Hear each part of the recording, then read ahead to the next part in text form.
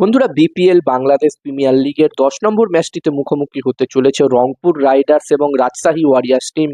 এবং এই ভিডিওতে এই ম্যাচটির toss prediction, match prediction share করব তোমাদের সকলের সাথে। তোমরা ভিডিওটাকে স্কিপ করো না, ভিডিওটা একদমই ছোট্ট ভিডিও হবে। পুরো ভিডিওটা দেখো, ভিডিওটা ভালো লাগলে অবশ্যই একটা লাইক করো। আর এই বিপিএল এর প্রতিটা ম্যাচের টস প্রেডিকশনের, ম্যাচ প্রেডিকশনের ভিডিও বাংলাতে তোমরা দেখতে চাইলে চ্যানেলটিকে ১০ নম্বর ম্যাচটিও সিলেটেই হবে, যেখানে ব্যাক টু ব্যাক প্রথম 12টা ম্যাচই সিলেটে হবে। তো এই ১০ নম্বর ম্যাচটির জন্য এখানে প্রথম ইনিংসে যদি আমি একটি ভালো টোটালের কথা বলি, তো এখানে আমার যতদূর বন্ধুরা মনে হচ্ছে এই ম্যাচটির জন্য এখানে ১৮০ থেকে ২০০-র মধ্যে যদি টোটাল হয়, আমার মনে হচ্ছে একটি ভালো টোটাল হতে পারে। আর যেখানে বন্ধুরা রাজশাহী ওয়ারিয়র্স টিম অলরেডি 3টে ম্যাচ তারা খেলে নিয়েছে, এবং এই 3টে ম্যাচের মধ্যে যেখানে তারা 2টো ম্যাচ জিতেছে, একটি মাত্র ম্যাচ তারা হেরেছে।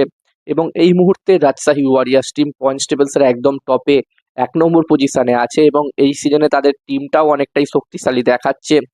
তো এখান থেকে রাজশাহী ওয়ারিয়র্স টিম অবশ্যই চাইবে, তারা শুরুটা ভালো করেছে এবং এইভাবেই এগিয়ে যেতে এবং পয়েন্টস টেবিলসের টপে ফিনিশ করতে গ্রুপ স্টেজের, যাতে তারা সরাসরি কোয়ালিফায়ার 1 ম্যাচ খেলতে পারে। তো দেখার বিষয় থাকবে এখান থেকে বাকি ম্যাচগুলোতে রাজশাহী ওয়ারিয়র্স কিরকম পারফরমেন্স করতে পারে। অন্যদিকে রংপুর রাইডার্স টিমের কথা বললে বন্ধুরা, আগের ভিডিওগুলোতেই আমি তোমাদের সাথে শেয়ার করেছি যে রংপুর রাইডার্স টিম কতটা শক্তিশালী টিম, এই সিজনে আরো বেশি শক্তিশালী দেখাচ্ছে। বিশেষ করে বাংলাদেশের খুবই ভালো ভালো প্লেয়ার্স কিন্তু এই টিমটির, রংপুর রাইডার্স টিমটির কাছে আছে। তো এখানে বন্ধুরা এই ম্যাচটিতে আমরা আশা করবো এই দুটি টিমের মধ্যে একটি ভালো ম্যাচ আমরা সকলে দেখতে পাবো, যেখানে রংপুর রাইডার্স টিম অলরেডি একটা ম্যাচ জিতেই ম্যাচটি খেলতে আসছে। তারা তাদের প্রথম ম্যাচটিতে জয়লাভ করেছিল চট্টগ্রাম রয়্যালস টিমের বিরুদ্ধে।